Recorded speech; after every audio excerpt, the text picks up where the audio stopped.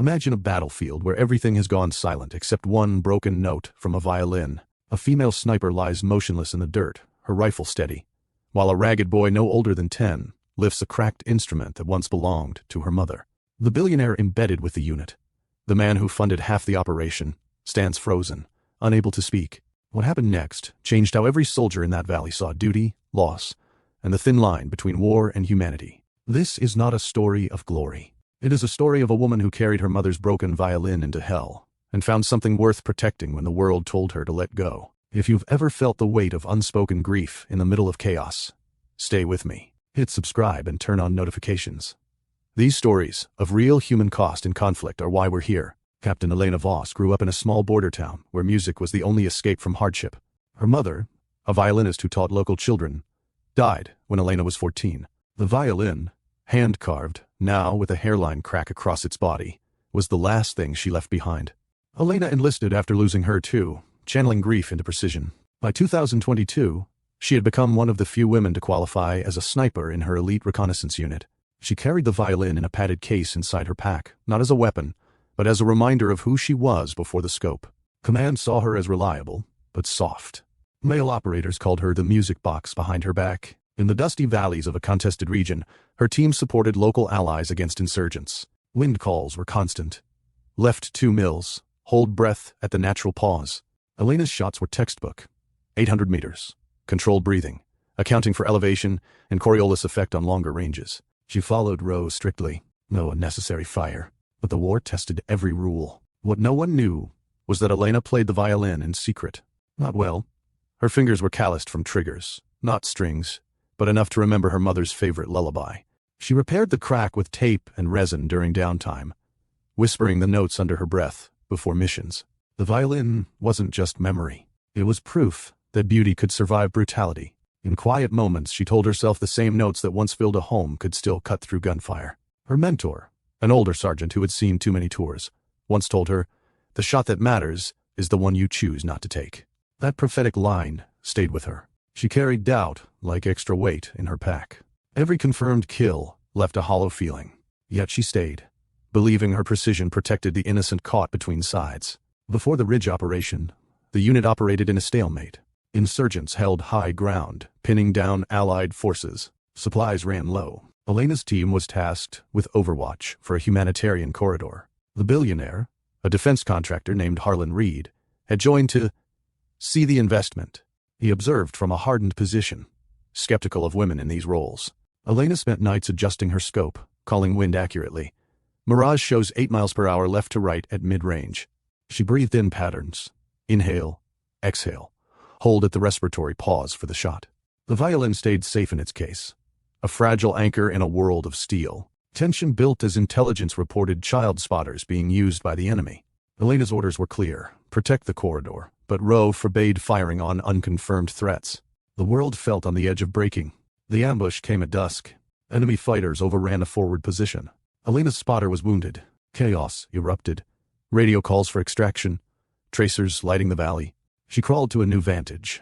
Violin case still strapped tight. In the retreat, a small boy emerged from ruined buildings, clutching the very violin Elena had lost earlier in the confusion when her pack tore. He had found it, and tried to play his own mother's song to calm himself.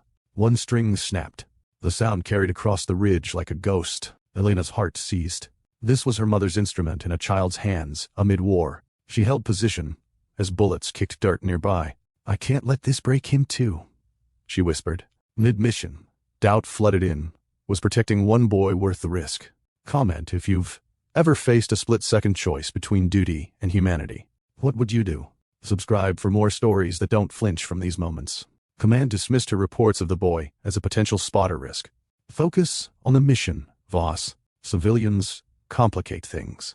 Harlan Reed, watching through binoculars, muttered she was compromised by emotion. Her own team questioned her focus. Music box is losing it. No one believed the violin connected them all. A symbol now in the hands of a starving local child whose family was caught in the crossfire. Elena insisted the boy was innocent, playing the broken instrument to survive. They told her to take the shot if he moved wrong. Isolation grew. Fear and duty warred inside her as night fell. Elena glassed the ridge at 950 meters. Wind variable 5 to 10 mph swirling near the crest. She adjusted her dope, called it calmly. Left 1.5, hold breath. The boy had hidden near her old position, violin in lap. Insurgents advanced, using civilians as shields. One fighter raised a weapon toward the child. Elena's finger rested on the trigger guard. Time slowed. She remembered her mentor's line. The shot that matters is the one you choose not to take. But here, the shot did matter. In one unexpected tenderness, as she steadied for the shot, she hummed her mother's lullaby under her breath, the same notes the boy had tried. The vibration steadied her more than any breathing drill. She fired. The round found its mark at center mass on the thread. Wind call, perfect. Follow through flawless, despite the distance and conditions. She cycled the bolt, acquired the next, breathing controlled between shots. 3 more precise engagements suppressed the advance, buying time for extraction. Harlan Reed watched silently through the scope feed. The billionaire, who had seen boardrooms and profit margins, couldn't speak as the boy clutched the violin and was pulled to safety. Elena's shots had protected without excess, pure skill under row and pressure. The unit reached them. The violin, now even more damaged, returned to her hands through the boy's grateful grasp. Its meaning had shifted, from personal grief to shared survival. The corridor held. The boy was evacuated with his family.